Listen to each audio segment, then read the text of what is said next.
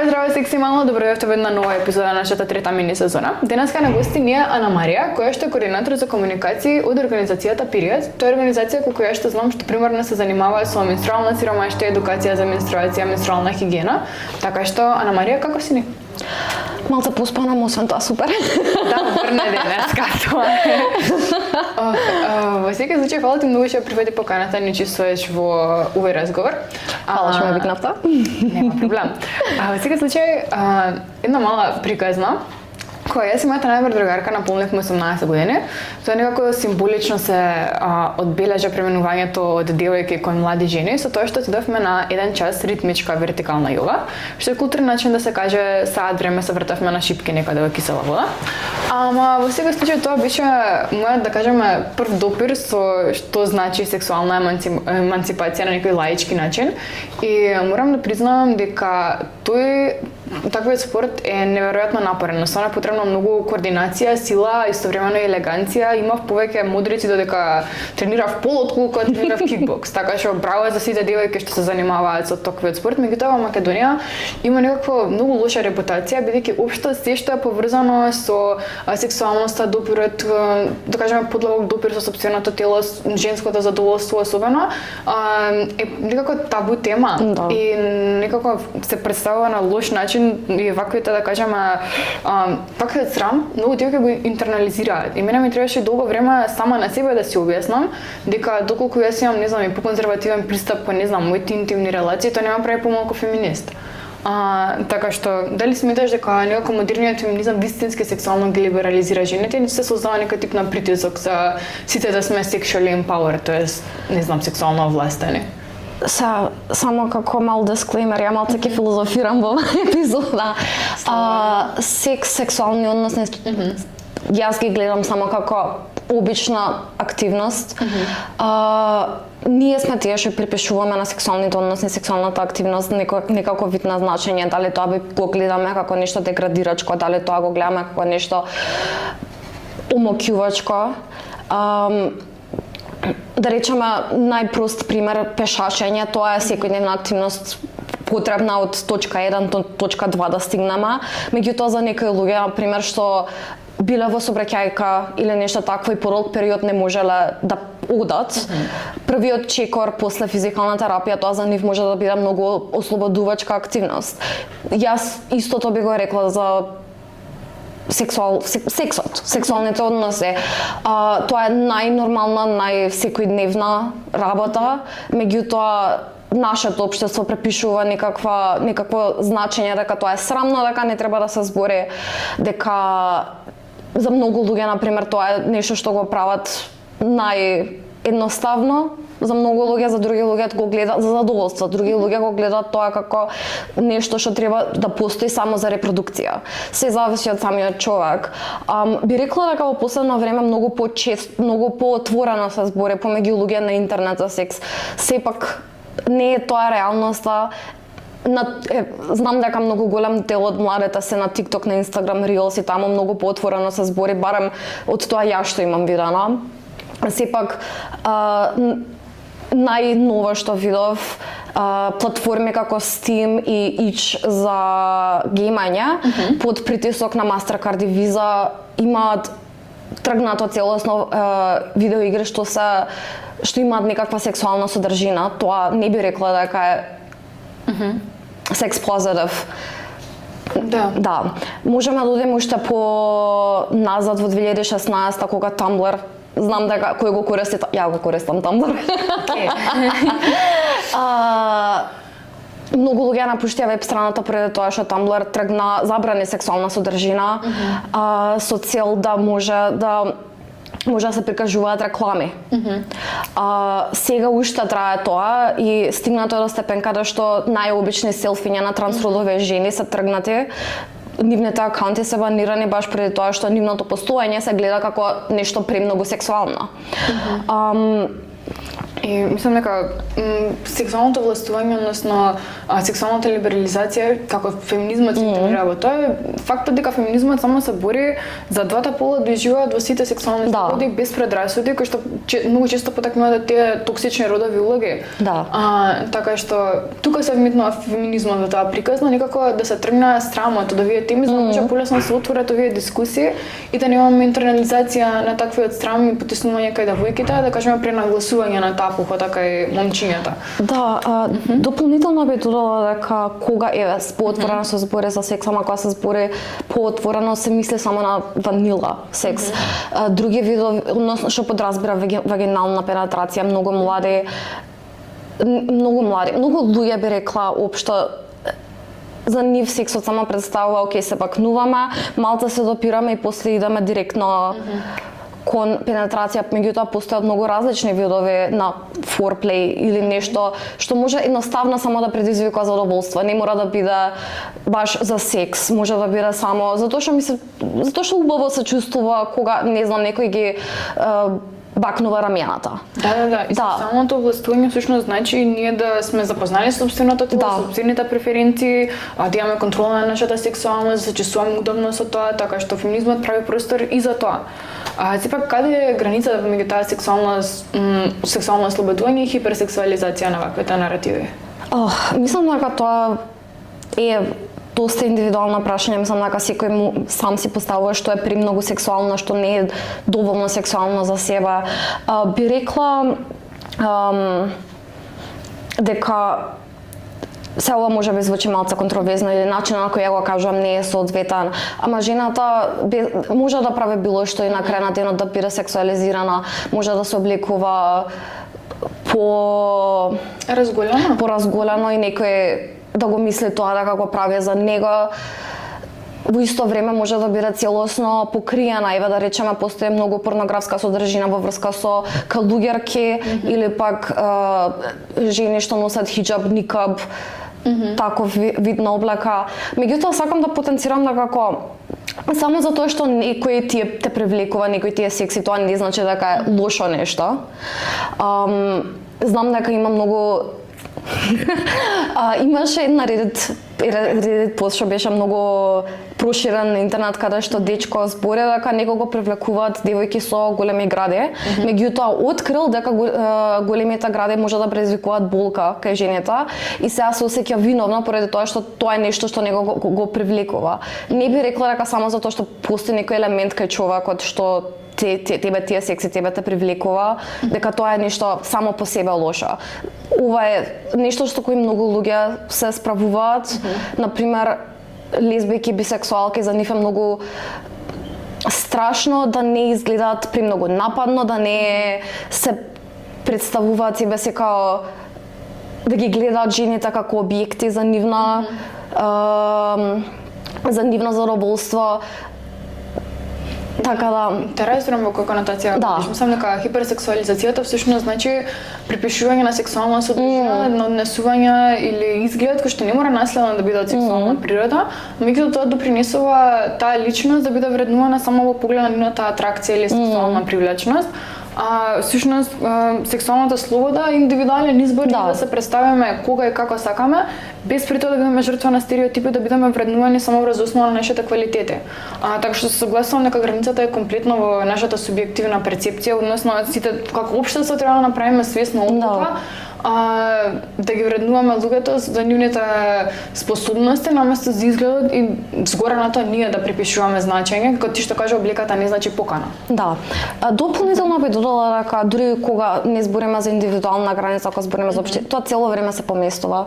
Имало период во историјата каде што деколтето не било сексуално, ама сепак глуждовите биле премногу сексуални. Така да трендови, своји мислења, такви работи. И беше имав пред некоја година прочитано истражување кое што главниот заклучок беше во насока дека баш културите каде што се промовира поголема, да кажеме, покриеност на жените, за оние култури каде што има најизразено сексуално насилство, додека културите каде што жените се шетаат и скоро голи ако нема само ланче на неа, ваквиот пристап воопште не е застапен. Така што некако самото тоа што ние набиваме срам и табу, наместо отворено да разговараме за овие прашања, го влошува проблемот.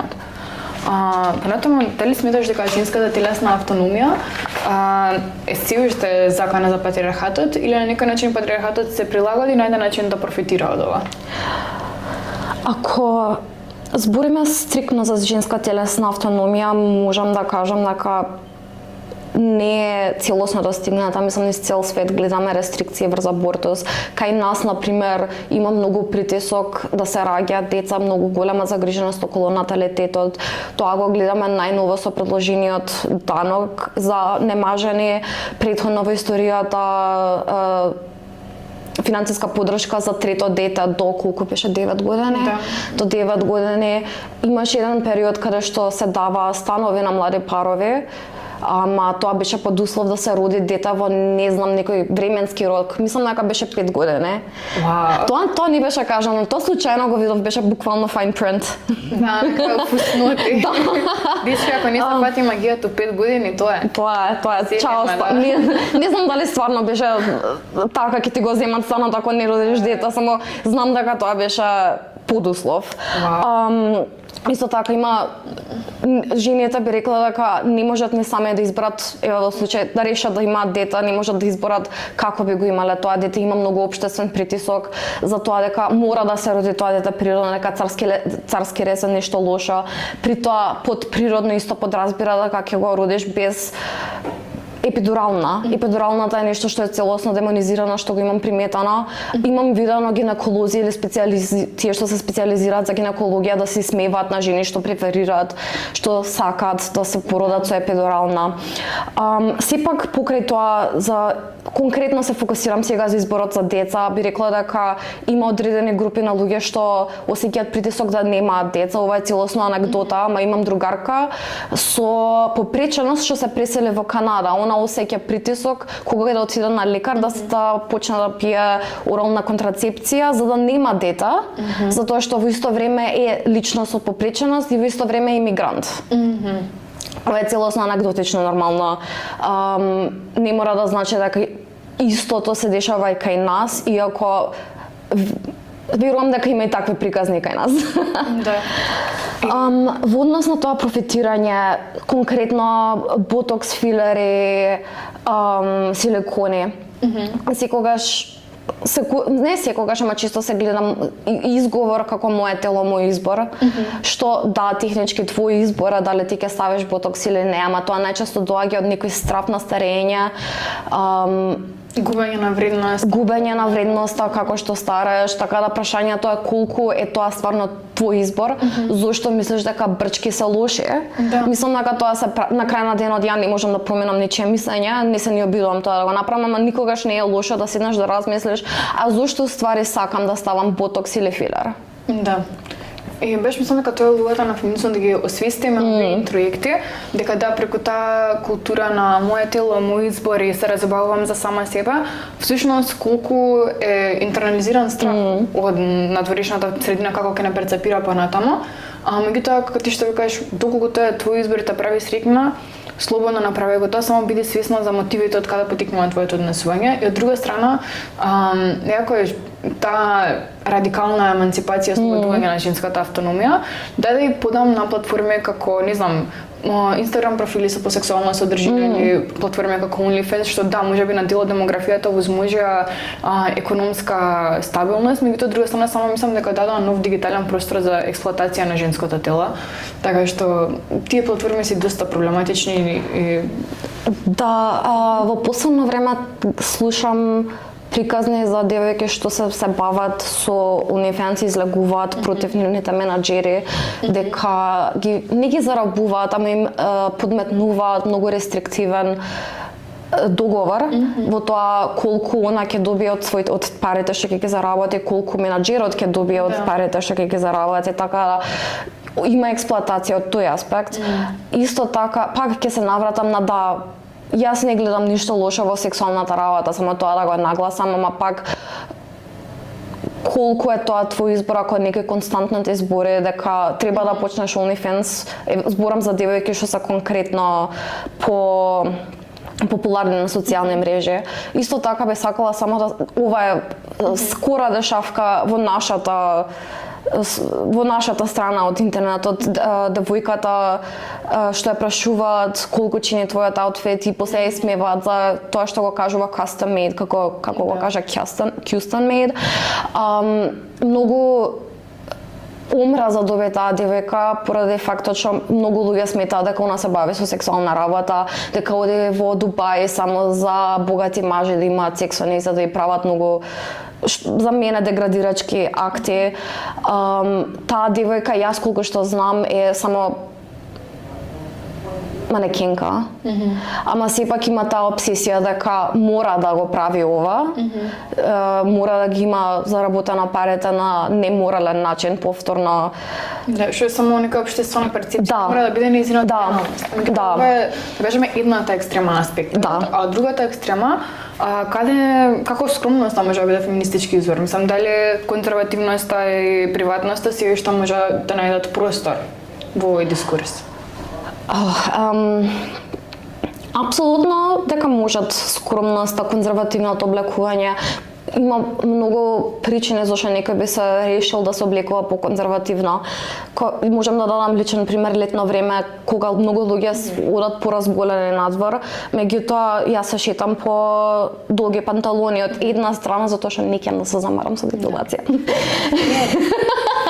Тоа ми е толку премногу замарање. Од друга страна имам бутови што исто така се тријат кога одам, така да најлесно ми е да облечам панталони подолги наместо шурцеви. Од друга страна има девојки што едноставно не сакаат да бидат прецепирани од јавноста, па тоа им е на некој начин заштита.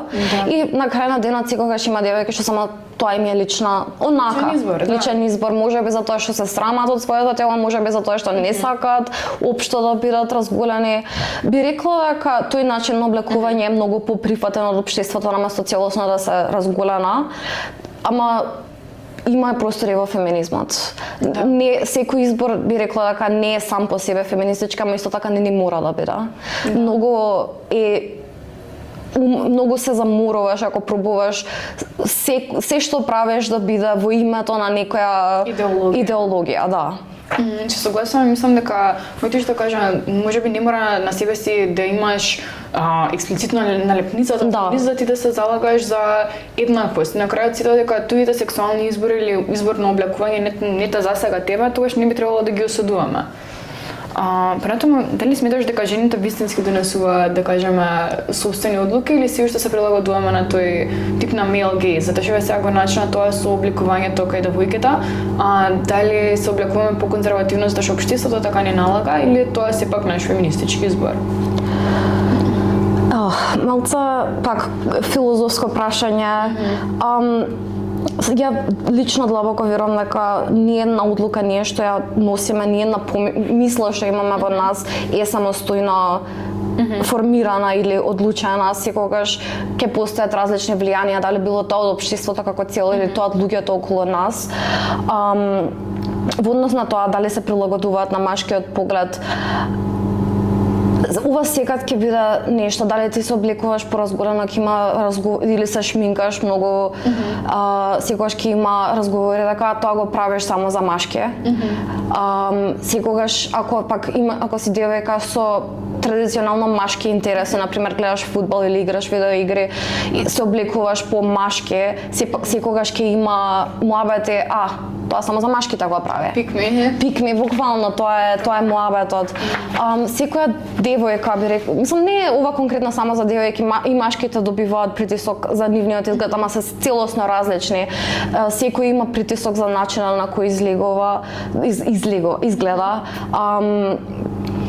Би рекла, секој мора да игра улога на својот род. Родот, јас би рекла, ова е само моје мислење, само представа, само некоја вид на перформанса. И има последици ако ти не се прилагодиш и не ја играш таа улога. Постојат многу примери за ова, ама најпознат би рекла дека е случајот со летните олимписки игри со боксерка, така се вика. Боксерката Имане Келиф, која не изгледа како традиционално женско, има поостри агли на лицето, има мускули бидејќи се бави со таков спорт и излегува многу гласини, па после многу омраза кон нејзе дека она всушност е маж и се представува дека е жена и за да учествува во женскиот спорт. И конкретно беше дискредитиран целиот нејзин труд. Да, целосно дискредитиран нејзиниот труд, непотребна омраза. Да. Усете. Дошла таму да се докаже како првак, не за да изгледа привлечно. Да, после тоа излезе фотосесија со ними на кое списание, каде што она е облечена така малце по женствено, така да усетила притисок да се прилагоди на тие родови улоги. Да. Наистина жално и мислам дека прво многу добро го постави, родови улоги се тоа, играме улоги. Да. И има еден цитат од Маргарет Атвуд што мене искрено ми ги отвори многу очите, вели ти си жена со маж во себе кој што наблюдува жена, ти самата на себе си свој наблюдувач. И тоа е навистина така, дека дали само зависи кој е наблюдувачот во мојата глава во тој момент. Дали мене ме гледа татко ми, чичко ми или кој да, дека се облечам по конзервативно или ме гледа, не знам, некој што ми се допаѓа некаде, па јас ке се облечам попровокативно. Секојаш на некој начин тоа ти што кажа, одлуката си потекнува од некој различен мотив и свесноста на нашето однесување зависи од колку ние сме свесни кои се тие мотиви и во која насока сакаме да ги придвижуваме нашите однесувања. И многу ми е жал што на крајот девојката се конформирала кон притисоците поради целиот онлайн булеинг. За крај, како смяташ дека треба да израснеме една генерација на вистински сексуално еманципирани девојки без некако да се пренесе наративот на само објектификација? Прво и основно образование. Тоа, окей. Не мора конкретно да значи образование во школа, секогаш се залагам за секој самостојно да си прави истражувања, обожавам да гуглам ствари. Да станеме посвесни за идеите и мислите што сме ги интернализирале, што внатрешно ги веруваме без да знаеме од каде потекнуваат пак тоа со брчки, од каде тоа дека брчки се лоши, например. Еднакви финансиски можности за мажи и за жени. Зборевме за родови улоги, ама родови идеали се исто така конкретен проблем и сосема пак свој проблем. Зошто мислиме дека тоа нешто е убаво или привлечно? Такви работи исто така би додала простор за експериментирање. Мислам дека тоа е многу важно, било тоа со надворешниот изглед, било тоа во кревет, со партнери, таква ситуација. Наједноставен начин некој да почне да експериментира, би рекла, е да која оди да купува, да го погледне и машкиот дел. Затоа што во машкиот дел многу често се наоѓаат убави ствари и исто така во моје искуство машката облека е многу издржлива, поквалитетна, да. Така да го имаме и пак тој момент на финансирање. Да. И некои се поевтини баш поради тоа што девојки многу често набиена таа, да кажам, розова такса. Да. Девојчиња се очекува да имам огромен плакар и таа мајчка што за машко би чинала 300 денари, кај мене ќе чини 600 денари, зашто од мене да, и побрзо ќе се скина, што значи дека ќе мораш да отидеш пак да купиш. Многу браво за мене.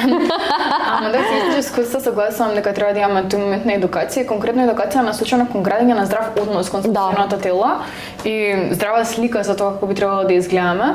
Понатаму мислам дека после се тоа што го кажавме, можеме да заклучиме дека сексуалната либерализација значи многу повеќе од само промискуитет. Да. И на крајот од денот конзервативните ставови во однос на сопствената сексуалност не треба да се наметнуваат на другите луѓе, се дека тугиот избор не влијае директно врз тебе, можеме сите само да се согласиме дека не е наша работа. Исто така треба генерално си да бидеме многу посвесни за мотивите кои што ги движат нашите однесувања и за крајот, како што кажавме, граѓање на здрав однос кон сопственото тело ќе поддржи здрав однос кон тугиото тело и тугиот избор. Во секој случај, фала ти многу што не беше гостинка за денешната емисија. Се надевам дека и ти си знаеш ме и јас. Се отворивме доста интересни теми. И тоа, толку од нас за денес, секси мало, се гледаме на наредната епизода. Чао!